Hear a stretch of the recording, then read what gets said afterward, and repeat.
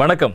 மற்றொரு மக்கள் சேவை நிகழ்ச்சியில் உங்கள் அனைவரையும் சந்திப்பதில் மகிழ்ச்சி. இன்றைய தினமும் மக்கள் சேவை நிகழ்ச்சியில் ஒரு முக்கியமான விடயம் தொடர்பில் பேசுவதற்கு நாங்கள் தயாராக இருக்கிறோம். இன்றைய நாள் சிறுவர்கள் தொடர்பாக பேசலாம் என்ற அடிப்படையில் நாங்கள் இன்றைய மக்கள் சேவை நிகழ்ச்சியை தயார் செய்திருக்கிறோம். அந்த அடிப்படையில் தேசிய சிறுவர் பாதுகாப்பு அதிகார சபையினுடைய நிகழ்ச்சி உத்தியோகத்தர் திருமதி கலாதர்ஷினி அவர்கள் நிகழ்ச்சிக்கு வந்திருக்கிறார். சிறுவர்கள் தொடர்பான முக்கியமான விடயங்கள் குறித்து பேசுவதற்காக. வணக்கம். வணக்கம். முதல் கேள்வியாக, இந்த சிறுவர்களுக்கான தனியானது ஒரு தினம் என்று ஏன் நாங்கள் கொண்டாட வேண்டும்? அதற்கான தேவை எங்கிருந்து வருகிறது? அனைவருக்கும் வணக்கம். சிறுவர்கள் என்றவர்கள் நீங்கள் முதலில் குறிப்பிட்டது போல எங்களுடைய நாட்டினுடைய எதிர்காலம், எங்களுடைய நாட்டினுடைய நாங்கள் பாதுகாக்கப்பட வேண்டிய பொக்கிஷங்கள். அப்போ இவர்களை பாதுகாக்கிற கடமை நாட்டினுடைய பிரஜைகளாக எங்கள் அனைவருக்குமே இருக்கின்றது. இவர்களை பாதுகாக்க வேண்டும், இவர்களது உரிமைகள் பாதுகாக்கப்பட வேண்டும் என்றதை மையமாக கொண்டு பொதுமக்கள் மத்தியில் இவர்களது உரிமைகள் பாதுகாப்பு தொடர்பாக ஒரு விழிப்புணர்வை ஊட்டுகின்ற ஒரு நாளாக இந்த அக்டோபர் 1 சிறுவர் தினமாக நாங்கள் அனைவரும் கொண்டாடி கொண்டிருக்கின்றோம்.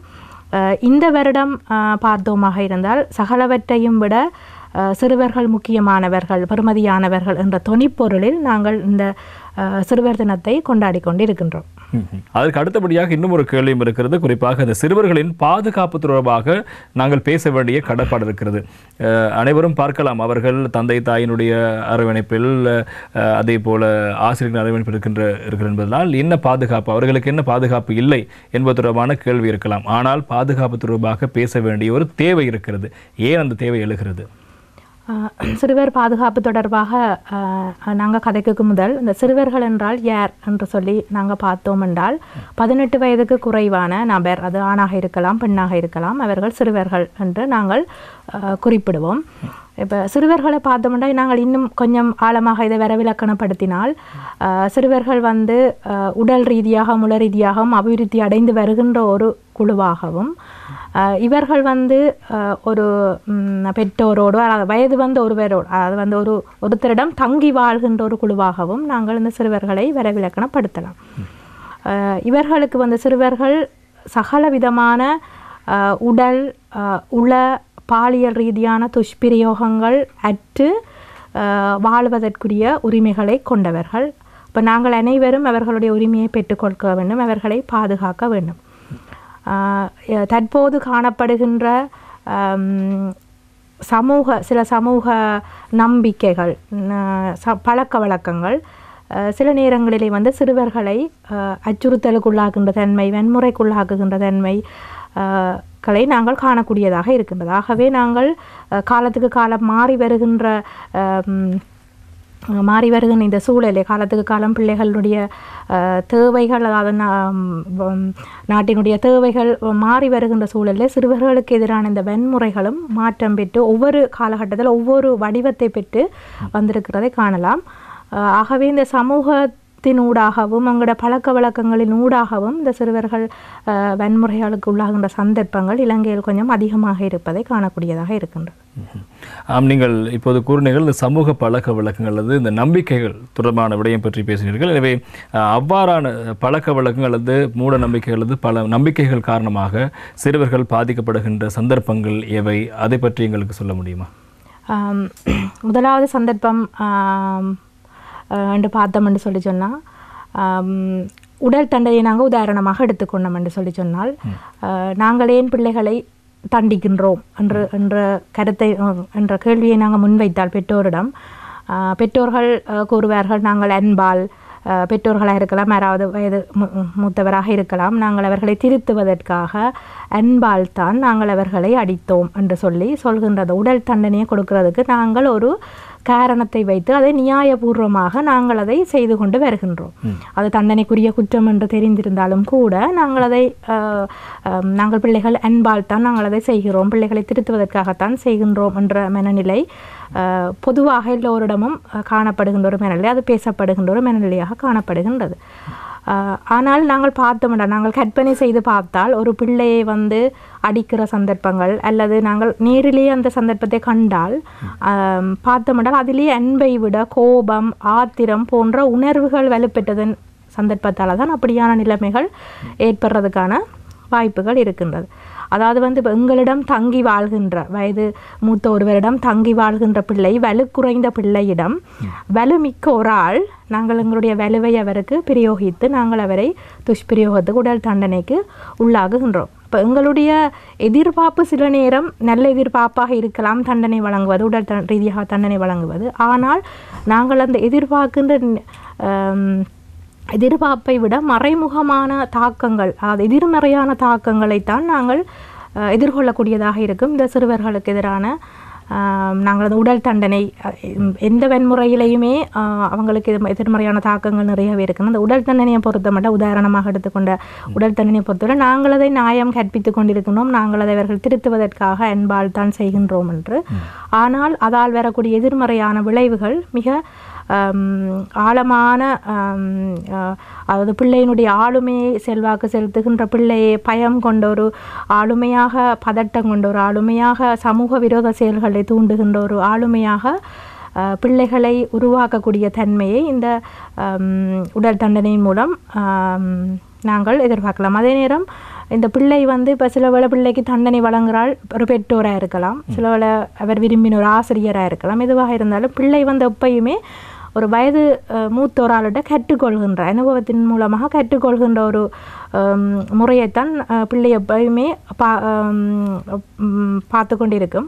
அப்போ இந்த தன்மையில் வந்து நாங்கள் ஒரு பிரச்சனையை வந்து வன்முறையூடாக நாங்கள் தீர்க்கக்குள்ள பிள்ளையும் வந்து அந்த இப்போ சில எனக்கு அப்பா நல்ல விருப்பம்ண்டா, அப்பா என்ன அடிப்பாருண்டால் அப்போ அப்பா பிரச்சனையை வந்து அடித்து தான் தீர்ப்பாருண்டா, நானும் அப்பா செய்கிறது சரியாக இருக்குமென்ற ஒரு முடிவில் பிள்ளையும் அந்த வன்முறையான மனநிலைக்குள்ள வன்முறையாகவே முடிவுகளை எடுக்கக்கூடிய ஒரு ஆளுமையாக நாங்கள் அதை வெளிக்கொடுப்போம். நாங்கள் நல்ல நோக்கத்துக்காக அதை செய்திருந்தாலும் கூட அதனுடைய விளைவு வந்து ஒரு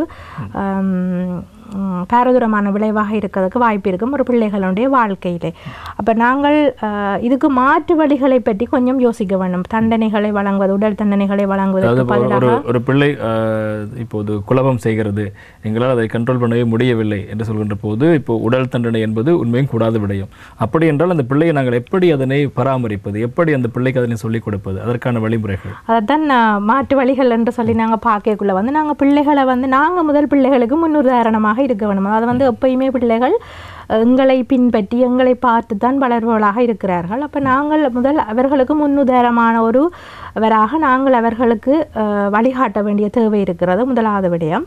அடுத்தது பார்த்தோம்னு சொல்லி சொன்னால் அவர்கள் எப்பயுமே அவதானத்தை பெற்றுக்கொள்றதுக்காகத்தான், அவதானத்தை பெற்றுக்கொள்றதுக்கு முயற்சி செய்கிற ஒரு குழுவாக. இப்போ அவர்களுடைய நல்ல விடயங்களை வந்து நாங்கள் எப்பயுமே பாராட்டி, அதாவது அவர்கள் பிழையான விஷயங்களை செய்யும் போது அதை கவனியாத விட்டு நல்ல விடயங்களை செய்யும்போது அதை பாராட்டி பரிசு பொருட்களை வழங்கி அவர்களை நாங்கள் அணுகின்ற முறைகளிலே நாங்கள் மாற்றத்தை கொண்டு வரும் பொழுது இந்த பிள்ளைகளினுடைய இதை நாங்கள், அதாவது உடல் தண்டனை என்றதன் மூலம் நாங்கள் எந்த விதமான பிரதிபலனையும் எதிர்பார்க்க முடியாது. ஆனால் இந்த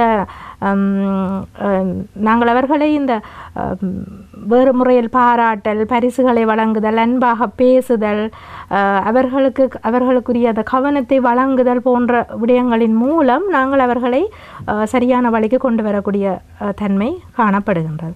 இப்போ இது வந்து நாங்கள் அந்த சமூகத்திலே பழகி கொண்டு வந்து விட்டோம், அடிப்பது சரியான விடயம் என்றால் அதால் இது வந்து சமூக நம்பிக்கைகளினோட இது ஒரு பாரம்பரியமாக வர ஒரு விஷயம். இது வந்து பிள்ளைகளுக்கு இப்போது பாரிய அச்சுறுத்தலாக காணப்படுகின்ற ஒரு விடயமாக காணப்படுகின்றது. இது ஒரு உதாரணம்.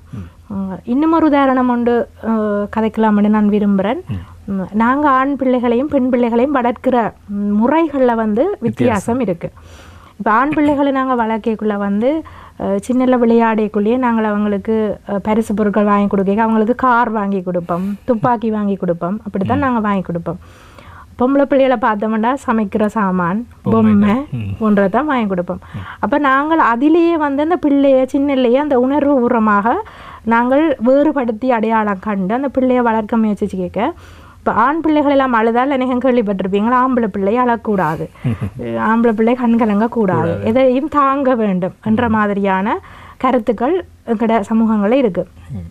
அப்போ பெண் பிள்ளையும் என்னென்றால் பெண்மையாக இருக்க வேணும், அடக்கமாக இருக்க வேணும் போன்ற இந்த விடயங்களை அவங்களுக்கு கொடுக்குறதால இது வந்து எப்போ பாதிப்பை ஏற்படுத்துதுனால் அந்த பிள்ளை வந்து தன் வாழ்நாளில் ஒரு ஏதாவது ஒரு பாதுகாப்பு விடயம் அல்ல சிறுவர் ஏதாவது ஒரு பிரச்சனைக்கு முகம் கொடுக்குற நேரங்களிலே இப்போ ஆண் பிள்ளைகள் என்ன செய்வார்கள் என்றால் அவங்க தங்களுடைய பிரச்சனைகளை வெளியிலே கூற மாட்டார்கள். ஏன்னா நான் ஆண் பிள்ளை அழக்கூடாது, என்ன உணர்ச்சிகளை நான் வெளிப்படுத்தக்கூடாது, இப்போ நான் அழக்கூடாது, என்னுடைய விஷயத்தை நான் இன்னொருவிடம் பகிரக்கூடாது என்ற தன்மையோடு அவங்க வந்து தங்களோட பிரச்சனைகளை தங்களுக்குள்ளேயே வைத்து மன அழுத்தத்துக்குள்ளாகிற தன்மை காணக்கூடியதாக இருக்கும்.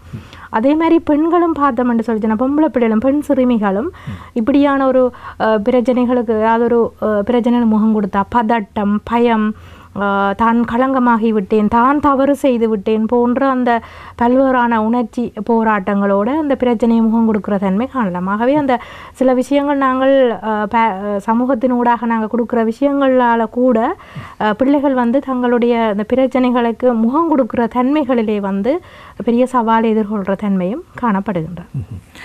அப்படி என்றால் நாங்கள் பிள்ளைகளை வளர்க்கின்ற போது இது ஆண் பிள்ளை பெண் பிள்ளை என்று பிரித்தறியாமல் அனைவருக்கும் சமமான விடயங்களை கொடுத்து செய்ய வேண்டும். இங்கு நீங்கள் கூறியது போன்று எங்களுடைய சமூகத்தில் இருக்கின்ற மிகப்பெரிய ஒரு நம்பிக்கை அல்லது பழக்கமாக இது இருக்கிறது.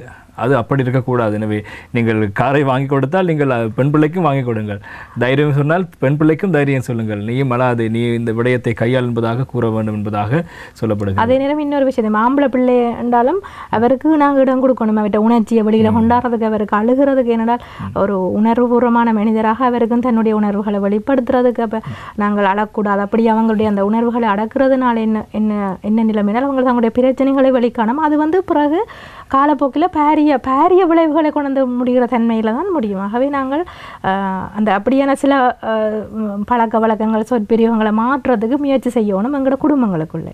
நிச்சயமாக நீங்கள் கூறுகின்ற விடயங்களினுடைய பிரதிபலிப்பை அண்மை காலமாக நாங்கள் சமூகத்தில் பார்த்திருக்கிறோம். அது தொடர்பாக நாங்கள் பேசுவது தயாராக இருக்கிறோம். அடுத்து நாங்கள் இங்கே தான் முக்கியமான விடயம், இந்த சிறுவனுடைய பாதுகாப்பு தொடர்பாக நாங்கள் பேசியிருந்தோம். எனவே அவர்களுடைய இந்த இருக்கின்ற வளர்ப்பு முறைகள் தொடர்பாக பேசியிருந்தோம். குடும்பம் என்பது சிறுவர்கள் அதிக நேரம் செலவிடுகின்ற ஒரு இடம். எனவே இந்த சிறுவனுடைய பாதுகாப்பு தொடர்பாக குடும்பங்களுடைய பங்களிப்பு எப்படி இருக்க வேண்டும்? குடும்பம் தான் உண்மையாகவே ஒரு என்ன சொல்ற ஆரம்ப நிறுவனம். சிறுவர் பிறந்ததில் இருந்து பிள்ளை சகல விடயங்களையும் பழகுற, கேட்கிற, பார்க்குற ஒரு நிறுவனமாக, அதாவது ஒரு ஒரு தொகுதியாக காணப்படும் இந்த குடும்பம். இந்த பிள்ளையினுடைய வளர்ப்பில், பிள்ளையினுடைய ஆளுமையில், பிள்ளையினுடைய பாதுகாப்பில் இந்த குடும்பம் மிக செல்வாக்கு செலுத்துகிற ஒரு காரணியாக நாங்கள் பார்க்கக்கூடியதாக இருக்கும். அப்போ அந்த குடும்பங்களுக்குள்ளேயே நாங்கள் ஒரு ஆழமான பிணைப்பு, அதாவது ஆழமான ஒரு தொடர்பாடல் எங்களுக்குள்ள குடும்ப உறவுகளுக்குள்ளே நாங்கள் காணப்படணும். பெற்றோராக இருக்கலாம், பெற்றோரோடு பிள்ளைகள், 2 பிள்ளைகள் இருந்தால் அந்த 2 பிள்ளைகளோ 3 பிள்ளைகளோ அந்த பிள்ளைகளோடு பெற்றோர் இருக்கின்ற அந்த பிணைப்பு மிக முக்கியமான ஒரு விடயமாக காணப்படுகின்றது இந்த சிறுவர்களுடைய பாதுகாப்பில். இப்போ அவங்களுடைய பிணைப்பு பெற்றோரோட மிகவும் ஆழமாக இருக்கிற சந்தர்ப்பங்களிலே அவங்க ஒரு பாதுகாப்பான தன்னம்பிக்கை கொண்ட ஒரு ஆளுமையாக வளர்வதற்கான வாய்ப்புகள் இருக்குது. இப்போ இவர்கள் தான் பார்த்தோம்னா பாடசாலைகளிலே கூட கல்வி நடவடிக்கைகளிலே கூட மிகவும் முன்னின்று அவங்களுடைய அந்த திறமைகளை வெளிக்காணக்கூடிய அந்த ஆளுமை கொண்ட ஒரு மனிதர்களாக காணப்படுவார்கள். அதே நேரம் எங்களுடைய தொடர்பாடல், எங்களுடைய குடும்பங்களுக்குள்ளே காணப்படுகின்ற தொடர்பாடல் எப்பயுமே ஒரு ஆரோக்கியமான தொடர்பாடலாக காணப்படணும். அதாவது ஆரோக்கியமான தொடர்பாடல் என்றால், அதாவது எங்களை வீட்டுக்குள்ளேயே நாங்கள் சில வரையறைகளை வைத்திருக்கணும். கணவன் மனைவியாக இருந்தாலும் நாங்கள் ஏதாவது எங்களுக்குள்ளே முரண்பாடுகள் வரக்கூடிய விடயங்களாக இருந்தால் பிள்ளைகள் இல்லாத நேரங்களிலே தான் நாங்கள் கதைப்போம் என்ற மாதிரியான பொது முடிவுகள். அப்போ அந்த ஆரோக்கியமான தொடர்பாடலின் மூலம் அது கணவன் மனைவிக்கு இடையிலே, பிள்ளைகளுக்கு இடையிலே இந்த ஆரோக்கியமான தொடர்பாடல்களை நாங்கள் பேணுறதன் மூலம் பிள்ளைகளும் ஆரோக்கியமான தொடர்பாடல் தொடர்பாக கற்றுக்கொள்கின்றார்கள். அவர்கள் தங்களுடைய பிரச்சனைகளை வெளிப்படையாக கதைப்பார்கள் வீட்டில் உள்ளவர்களோடு. அப்போ அவங்களுக்கு அந்த மிகவும் இலகுவாக இருக்கும் தங்களுடைய விடயங்களை அணுகுவதற்கு. அடுத்தது பார்த்தோம்னு சொல்லி சொன்னால், நாங்கள் பிள்ளைகளோடு அதிக நேரம் செலவழிக்க வேண்டிய தேவை காணப்படுகின்றது. அது வந்து இப்போ எல்லோரும் வந்து நாங்கள் பொருளாதார ரீதியான நெருக்கடி, பொருளாதாரத்தை ஈட்டிக் கொள்ளணும் என்ற தேவை நிமித்தம் அநேகம் கணவன் மனைவி இருவருமே வேலைக்கு செல்கின்ற தன்மைகள் குடும்பங்களிலே தற்போது காணப்படுகின்றது.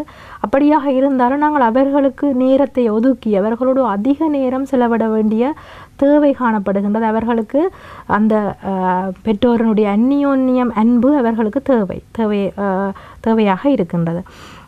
அடுத்தது பார்த்தோம்னு சொல்லி சொன்னால், நண்பர்கள் போல நெருக்கமாக இப்போ சில வீடுகளிலே நாங்கள் பார்த்தோம் என்றால் அப்பா வாயில் பக்கத்தால் வேற பிள்ளைகள் வீட்டுக்குள்ளே ஓடி போகிற பயம். அப்போ சில அநேகமாக பார்த்தோம்னா அப்படி பார்த்த சந்தர்ப்பங்கள் அந்த அப்பாக்கள் கூட அன்பானவர்களாகத்தான் இருப்பார்கள் பிள்ளைக்கு. ஆனால் அவர்கள் ஒரு இடைவெளியை, நான் தகப்பன் என்ற ஒரு இடைவெளியை இருக்கணும் என்கிற ஒரு நிலைமை. அப்போ அந்த இடைவெளி ஒரு பேணுற தன்மை அதை விடுத்து நாங்கள் நண்பர்களாக, இப்போ அம்மாவாக இருக்கலாம் அப்பாவாக இருக்கலாம், இந்த நண்பர்களாக பிள்ளைகளோட கதைக்கும் போது செயற்படும் போது அது மிகவும் இலகுவாக இருக்கும். அவர்களுக்கு அப்போ வெளியில் நண்பர்களை தேடி போக வேண்டிய தேவை வராது. அவர்களுக்கு எந்த பிரச்சனை என்றாலும் எனக்கு அப்பா இருக்கிறார் அம்மா இருக்கிறார், நான் இவர்களோட பகிர்ந்து கொள்ளலாம் நாங்கள் இந்த விஷயத்தை என்று அவர்கள் மிக நம்பிக்கையோடு தங்களோட விடயத்தை பகிர்ந்து கொள்ளக்கூடியதாக இருக்கும். அவங்களுக்கு அது ஒரு தங்களுடைய வாழ்க்கையில் எதிர்கொண்ட சவால்களை எதிர்கொள்றதுக்கு ஒரு உறுதுணையான விடயமாக இருக்கும் பெற்றோர் நண்பர்களாக இருப்பது. அடுத்தது பார்த்தோம்னு சொல்லி சொன்னால், பெற்றோருக்கும் இருக்கிற மிக தலையாய கடமையாக நாங்கள் பார்க்குற விஷயம் வந்து இந்த பிள்ளைகளினுடைய நடத்தையில், இந்த குடும்பங்களில் இருக்கிற பிள்ளைகளின் நடத்தையில் மாற்றங்கள் இருக்கா. இப்போ பிள்ளைகள் வளமையாக பிள்ளை விளையாடி கொண்டிருக்கிற பிள்ளை இப்போ தனி அறையிலே தனிய காலத்தை செலவழிக்குதா, படிக்கிறதுல கொஞ்சம் ஆர்வம் காட்டவில்லையா, அல்லது வடமையாக செய்கிற விடயங்களில் விடுத்து பிள்ளை தன்னுடைய நடத்தையில் ஒரு மாற்றம் இருக்கின்றால் அது அப்போ எங்களுக்கு ஒரு அறிகுறி ஒன்று தென்படணும், பிள்ளை சாதாரணமான முறையில் இல்லை. பிள்ளையோடு நெருக்கமாக இருக்கிற பட்சத்தில் இதை மிக இலகுவாக அடையாளம் காணலாம். அப்போ அந்த பிள்ளை பாரதூரமான பிரச்சனையில் சிக்கி தவித்து நாங்கள் அந்த பிரச்சனையினுடைய உச்சகட்டத்துக்கு செல்றதுக்கு முதலே ஆரம்ப கட்டத்திலேயே பிள்ளையோடு நாங்கள் பேணிக்கொள்கின்ற இந்த நட்பு ரீதியான அணுகுமுறை மூலம் இவங்களுடைய நடத்தை மாற்றங்களையும் கூட எங்களால் விளங்கிக் கொள்ளக்கூடியதாக இருக்கும். அடுத்து இன்னொரு விடயம் பார்த்தோம்னா, அந்த குடும்பத்தில் இருக்கிற மிக முக்கிய பங்காக நான் பார்க்குறேன்.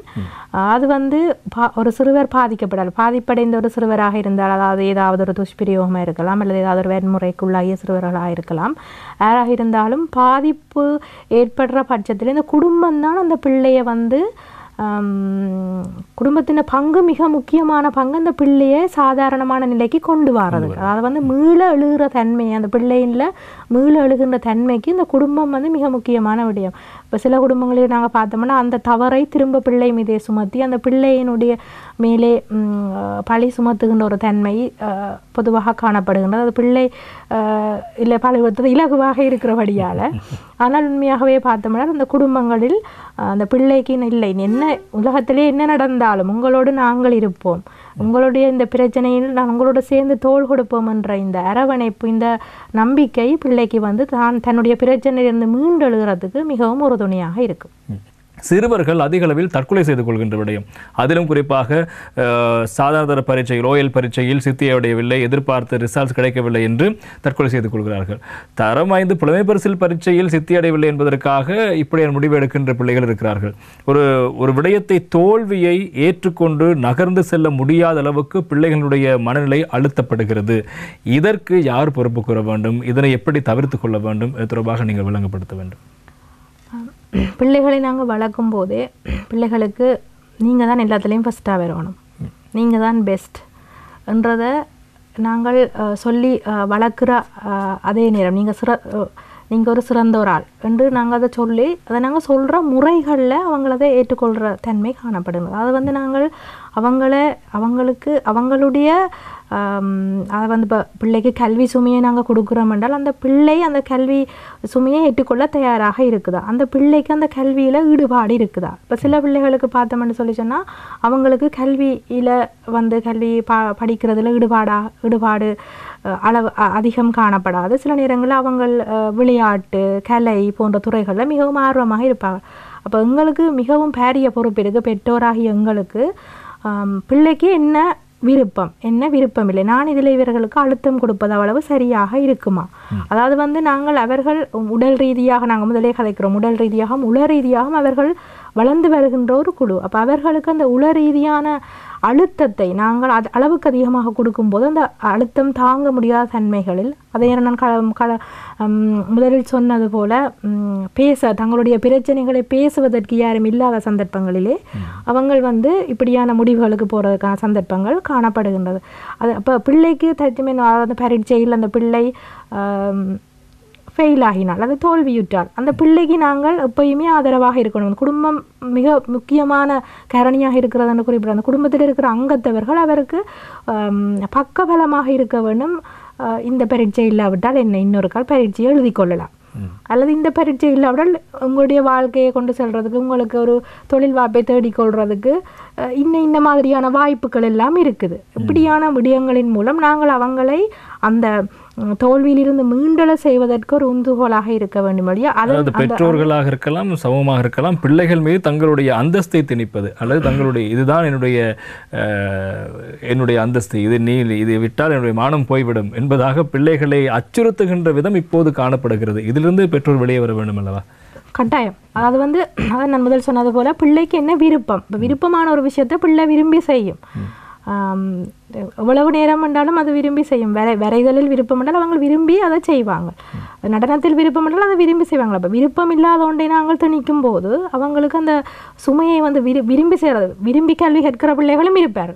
அப்போ நாங்கள் எல்லா பிள்ளைகளையும் ஒரே சமனாக நாங்கள் வைத்து பார்க்க முடியாது. இப்போ உதாரணம் ஒன்று கூறலாம்னு நினைக்கிறேன். அநேகமாக இந்த ஸ்கூல்ஸில் இந்த டேர்ம் எக்ஸாம் முடிஞ்ச அப்புறம் ரிப்போர்ட் கார்டு கொடுக்குற சந்தர்ப்பங்களை பார்த்தோம்னு சொல்லி சொன்னால் சில பிள்ளைகள் வீட்டை போக பயப்படுவார்கள், சில பிள்ளைகள் அழுவார்கள். இதெல்லாம் அந்த வீட்டிலே இருந்து வருகின்ற அந்த அழுத்தம் ஏன்னா நீங்கள் 5ஆம் பிள்ளைக்குள்ளே வரணும் இல்லை முதலாம் பிள்ளையாக வரணும்னு நாங்கள் சொல்லி அனுப்புகிறோம். அப்போ பிள்ளை அதில் இருந்து தவறி விட்ட கையோடு அந்த பிள்ளைக்கு அந்த நான் அதை எப்படி முகம் கொடுக்க போகிறேன் என்ற ஒரு குழப்பம், ஒரு பதட்டம் இருக்குமாக. நீங்கள் நல்லா படிக்க வேணும், நிறைய நல்ல மார்க்ஸ் வாங்க வேணும் என்றதை அவங்களுக்கு சொல்லி கொண்டு அதை குறைஞ்சாலும் பரவாயில்லை, நாங்கள் அதை அடுத்த முறை எடுத்துக்கொள்ளலாம். இந்த முறை என்ன பாடங்களுக்கு நாங்கள் குறைந்த புள்ளிகளை பெற்றோமோ அதுக்கு கொஞ்சம் கூட ஹார்ட் ஒர்க் பண்ணி நாங்கள் அடுத்த முறை கூட புள்ளிகளை பெற்றுக்கொள்றதுக்கு முயற்சி செய்யலாம். இப்படியான சில வழிமுறைகளை நாங்கள் பெற்றோர்கள் கையாள வேண்டிய தேவை காணப்படுகின்றது. அப்படி இல்லாத சந்தர்ப்பங்களிலே இந்த மாதிரியான விளைவுகளை நாங்கள் எதிர்கொள்ள வேண்டிய நிலைமை காணப்படும். எனவே பெற்றோர்கள் நீங்கள் பிள்ளைகளை வளர்க்கின்ற போது அவர்களை இந்த ரேசில் ஓடுகின்ற குதிரைகளாக மாற்றி விடாமல் உங்கள் அன்பான உறவுகளாக மாற்றி அவர்களை முன்னே கொண்டு செல்ல வழிவகை செய்ய வேண்டும். இல்லை என்றால் இப்படியான மன அழுத்தத்துக்கு உள்ளாகின்றவர்கள் தங்களுக்குள் பேசுவதற்கு யாருமே இல்லை என்பதற்காக சில பிள்ளையான முடிவு எடுக்கலாம். எனவே அந்த நிலைக்கு பிள்ளைகளை கொண்டு செல்லாது பாதுகாக்க வேண்டிய பொறுப்பு குடும்பத்திடமும் ஆசிரியர் சமூகத்திடமும் இருக்கிறது என்பதை ஞாபகப்படுத்தி இப்போது பிள்ளைகள் எதிர்கொள்கின்ற இன்னும் ஒரு பிரதானமான சவால் இந்த இணைய வன்முறைகள். இணைய வன்முறைகள் பிள்ளைகள் சிக்காமல் இருப்பதற்கு என்னென்ன விடயங்களை செய்ய வேண்டும், இந்த சைபர் கிரைம் என்று சொல்வார்கள். எனவே இதில் இப்போ சிறுவர்கள் பாரியளவில் சிக்குண்டு பிரச்சனைக்குள்ளாகி இருக்கிறார்கள். நவீன உலகத்தோடு ஏற்படுகின்ற மாற்றத்தில் அதனை தவிர்ப்பதற்கு தடுப்பதற்கு என்ன செய்யலாம், பாதுகாக்க என்ன செய்யலாம்? இந்த பிள்ளைகளை வந்து நாங்கள் சொல்லி கொடுக்கணும், இந்த இணையத்தை எவ்வாறு பொறுப்பாக பாவிப்பது. பிள்ளைகளுக்கு நாங்கள் சொல்லலாம், இந்த இணையத்தின் மூலம் நாங்கள் தகவல்களை பெற்றுக்கொள்ளலாம், எங்களுடைய கல்வி நடவடிக்கைகளுக்கு இந்த இணையத்தை நாங்கள் பாவிக்கலாம். ஆனால் இந்த இணையத்தை நாங்கள் தவறாக பாவித்தோம் என்று சொல்லி சொன்னால், நாங்கள் தவறாக பயன்படுத்த முயற்சி செய்தோம் என்று சொல்லி சொன்னால் நாங்கள் இதால் வருகின்ற விளைவுகளும் தவறாக இருக்கும் என்றதை நாங்கள் பிள்ளைகளுக்கு சொல்லிக் கொடுக்க வேண்டிய தலையாய கடப்பாட்டில் எங்களை பெற்றோர்கள் இருக்கிறார்கள். அப்போ பெற்றோர்களுக்கு சில நேரங்களில் பார்த்தோம்னா சில பெற்றோர்களுக்கு குறிப்பிடுவார்கள் எங்களுக்கு அது தொடர்பான அறிவு இல்லை அல்லது பற்றி எங்களுக்கு தெரியாது. ஆனால் அறிவு தொழில்நுட்ப அறிவு இந்த விஷயங்களை அவங்களுக்கு சொல்லிக் கொடுக்கறதுக்கு தேவையில்லை. பொதுவாகவே இணையத்தை எப்படி பாதுகாக்கிறது, இணையத்தில் நாங்கள் கையாளைக்குள்ள எப்படி நாங்கள் அதை பாதுகாப்பாக கையாளுன்றது பொதுவான ஒரு விடயமாக நாங்கள் சில விடயங்களை நாங்கள் சொல்லலாம். இப்போ முதலாவது விடயம் பார்த்தோம்னு சொல்லி சொன்னால் பிள்ளைகளை நாங்கள் சொல்லிக் கொடுக்கலாம். அவங்க சமூக வலைத்தளங்களுக்கு போகிறவங்களாக இருந்தால், சமூக வலைத்தளங்களை பாவிப்பதற்கு முயற்சி செய்கிறவங்களாக இருந்தால் நாங்கள் குறிப்பிடலாம். நாங்கள் தெரியாதவர்களோடு தொடர்பு கொள்வதை தவிர்த்து கொள்ள வேண்டும்.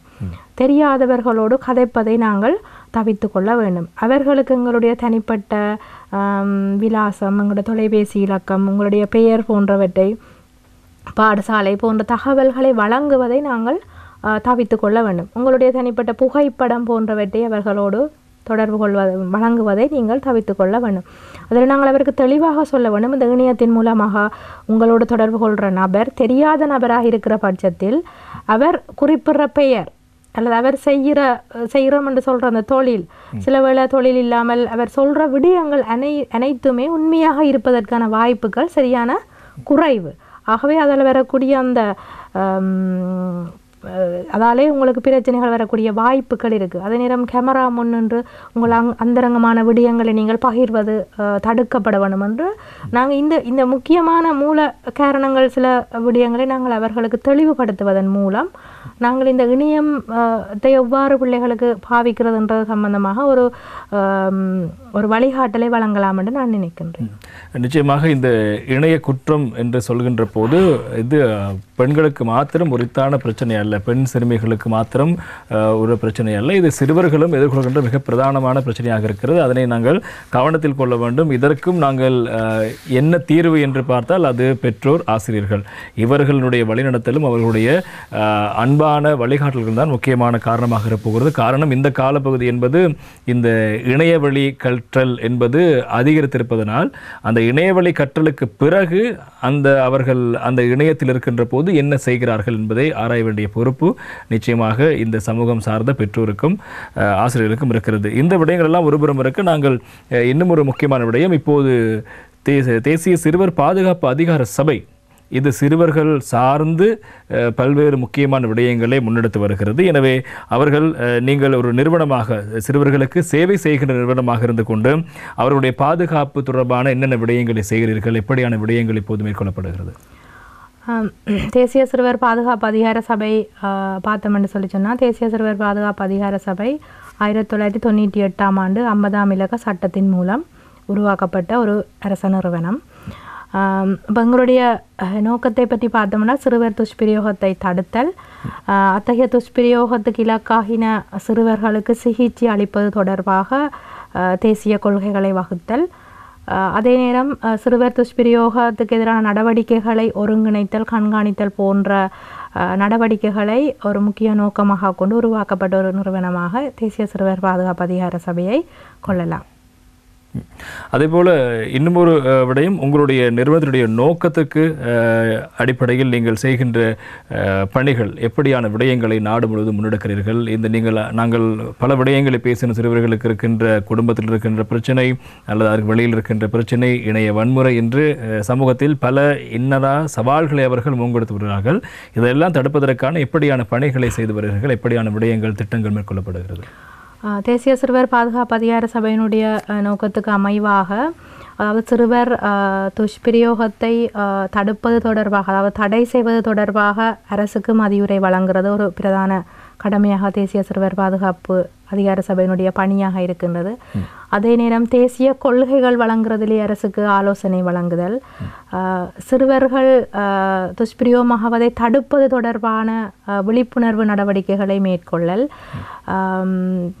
சிறுவர்கள் துஷ்பிரயோகம் தொடர்பான முறைப்பாடுகளை பெற்றுக்கொள்ளல், சிறுவர் இல்லங்களை மேற்பார்வை செய்தல் போன்ற பல்வேறு நடவடிக்கைகளை தேசிய சிறுவர் பாதுகாப்பு அதிகார சபை சிறுவர் துஷ்பிரயோகங்களை தடுப்பது தொடர்பாக மேற்கொண்டு வருகின்றது. அத்தனை வேலை திட்டங்கள் எதுவும் இருக்கிறதா, புதிதாக எதுவும், அல்லது ஏற்கனவே முன்னெடுக்கப்படுகின்ற வேலை திட்டங்கள் சம்பந்தமாக? இதில் நான் 2 நடவடிக்கைகள் தொடர்பாக நாங்கள் இந்த வருடம் குறிப்பிடலாம் என்று நினைக்கின்றேன். தேசிய சிறுவர் பாதுகாப்பு அதிகார சபையினுடைய நிகழ்ச்சி பிரிவால் சிறுவர்களுடைய பாதுகாப்பு தொடர்பாக பாடசாலைகளிலே விசேட நடவடிக்கைகளை நாங்கள் முன்னெடுத்து வருகின்றோம். அது வந்து தேசிய சிறுவர் பாதுகாப்பு அதிகார சபை கல்வி அமைச்சோடு இணைந்து நாங்கள் அதை மேற்கொண்டு வருகின்றோம்.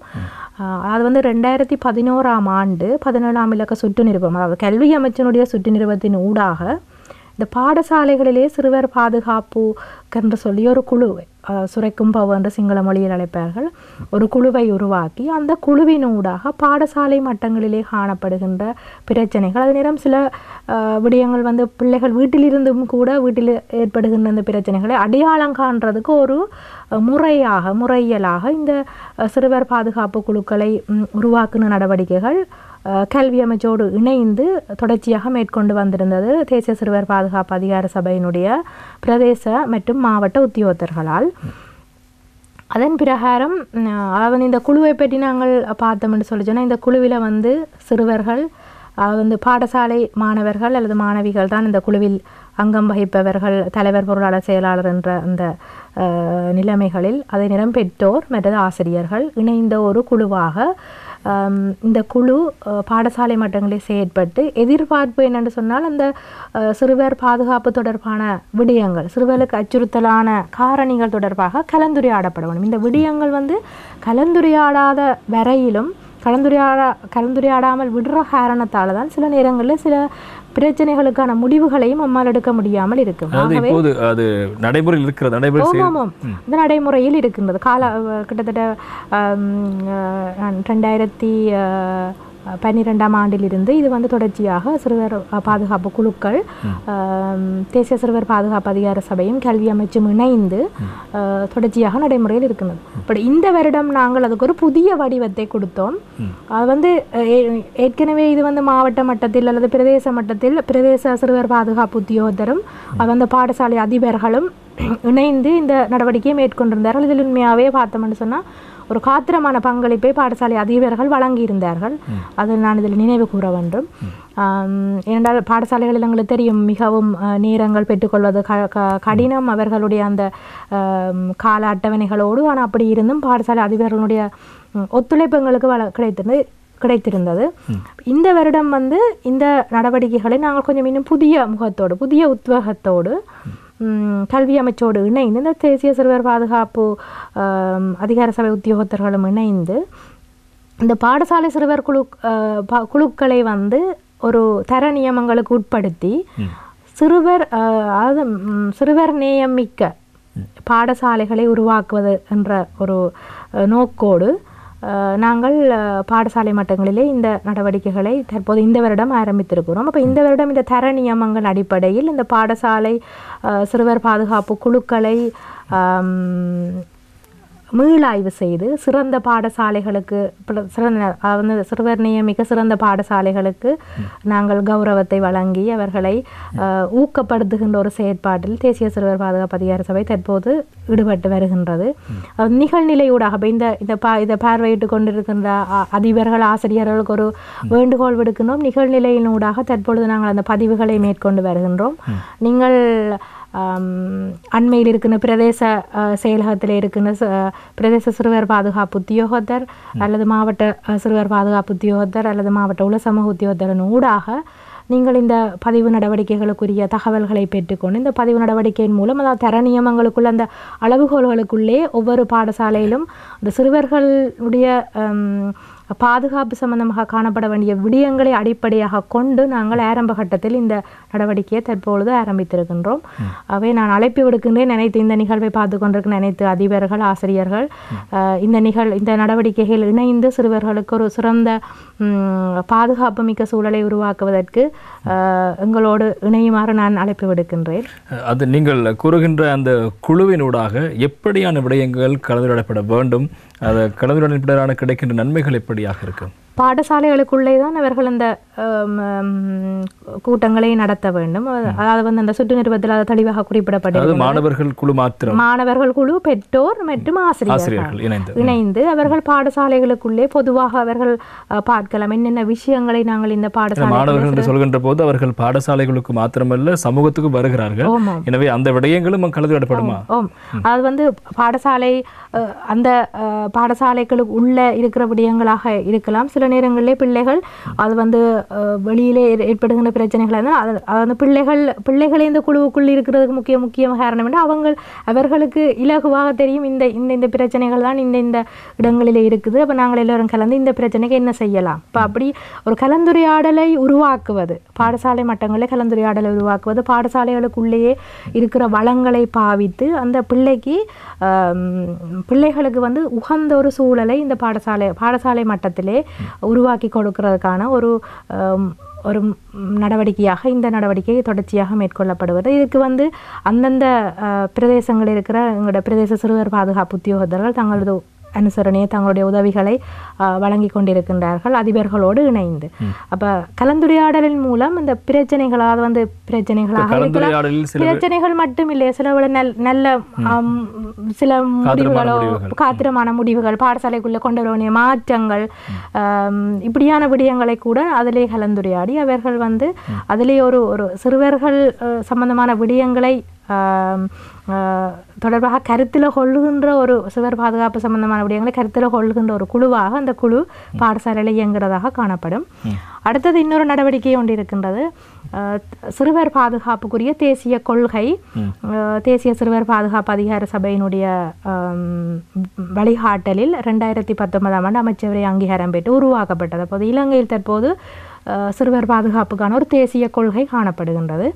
இந்த தேசிய கொள்கை வந்து தயாரிக்கும் போது சகல சிவில் சமூகங்கள், அரச நிறுவனங்கள், அரசு சார்பற்ற நிறுவனங்கள் போன்ற பலருடைய கருத்துக்களையும் பெற்றுக்கொண்டு தயாரிக்கப்பட்ட ஒரு வழிகாட்டல், ஒரு கொள்கை. இந்த கொள்கையின் மூலமாக ஒவ்வொரு துறையினருக்கும் அதில் வழிகாட்டிகள் இருக்குது. சிறுவர் சார்பாக நடவடிக்கைகளை மேற்கொள்கின்ற ஒவ்வொரு நிறுவனங்களுக்கும் அதிலே எவ்வாறு செயற்பட வேண்டும், எவ்வாறு சிறுவர்கள் சம்பந்தமான விடயங்களை அணுக வேண்டும் என்ற வழிகாட்டல் கோட்பாடுகள் அதில் வழங்கப்பட்டிருக்கின்றது. அதே நேரம் பார்த்தோம் என்று சொல்லி சொன்னால் சிறுவர் சம்பந்தமாக மட்டுமில்லை, சிறுவர் சம்பந்தமாக வேறு செய்கிற உத்தியோகத்தர்கள் மட்டுமில்லை, மற்ற உத்தியோகத்தர்களும் கூட எவ்வாறு இணைந்து சிறுவர் பாதுகாப்பை மேற்கொள்கின்ற போன்ற விடயங்கள் தொடர்பாக நாங்கள் இப்போது மாவட்ட மட்டங்களிலே உத்தியோகத்தர்களுக்கு விழிப்புணர்வை, எங்களுடைய அமைச்சினுடைய உத்தியோகத்தருக்கு விழிப்புணர்வு நடவடிக்கைகளை நாங்கள் மேற்கொண்டு வருகிறோம். இந்த சிறுவர் பாதுகாப்பு கொள்கையிலே கிட்டத்தட்ட 10 துறைகள் வந்து எங்களோடு கைகோத்திருக்கின்றார்கள். அவர்கள் இந்த தங்களுடைய சேவைகளின் மூலமாக சிறுவர்களுக்கு உயரிய நலனை வழங்குவதற்கு பார்த்தோம்னு சொல்லிச்சோன்னா கல்வி, பாதுகாப்பு மற்றும் சட்ட அமுல்படுத்தல், சுகாதாரம், சமூக அபிவிருத்தி, தொழில் மற்றும் தொழில் வாய்ப்பு, சுற்றுலா, வெகுசன ஊடகம் மற்றும் அனர்த்த முகாமை போன்ற துறைகள் தற்போது எல்லோரும் இணைந்து தான் இந்த தேசிய கொள்கையை உருவாக்கி இருக்கிறார்கள். இலங்கையிலே சிறுவர் பாதுகாப்புக்கான தேசிய கொள்கை தற்பொழுது எங்களுக்கு இருக்கின்றது. அந்த வழிகாட்டலின் அடிப்படையில் நாங்கள் எங்களுடைய சேவைகளை விரிவுபடுத்தி கொண்டு செல்லலாம் சிறுவர்களுக்கான. இதில் வந்து ஒரு ஒருங்கிணைந்த செயற்பாடு, சிறுவர்களுடைய உயரிய நலன் தொடர்பான ஒருங்கிணைந்த செயற்பாட்டை இந்த கொள்கையினூடாக மேற்கொண்டு வருகிறோம். இப்போ இந்த நடவடிக்கைகள் தற்பொழுது மாவட்ட ரீதியில் நாங்கள் உத்தியோகத்தர்களுக்கு விழிப்புணர்வு நடக்கிறது. தற்போது தேசிய சிறுவர் பாதுகாப்பு அதிகார சபையினுடைய நிகழ்ச்சி பிரிவால் நாங்கள் மேற்கொண்டு வருகிறோம்.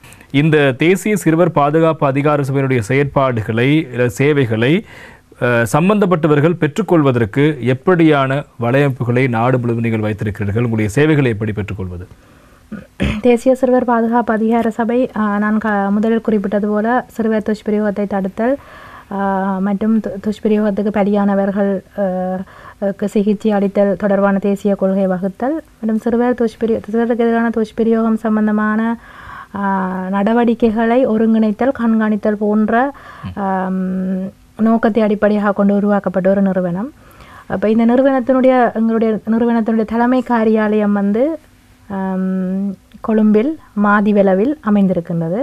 இந்த தலைமை காரியாலயத்தில் நாம் பார்த்தோம்னு சொல்லி சொன்னால் எங்களுடைய சட்டப்பிரிவு காணப்படுகின்றது. சட்ட மேம்படுத்தல் பிரிவு, நிகழ்ச்சி பிரிவு, உள சமூக பிரிவு, திட்டமிடல் பிரிவு போன்ற பிரிவுகள் கொழும்பில் மையமாக கொண்டு தலைமை காரியாலயத்தின் ஊடாக சேவைகளை வழங்கி கொண்டு வருகின்றது.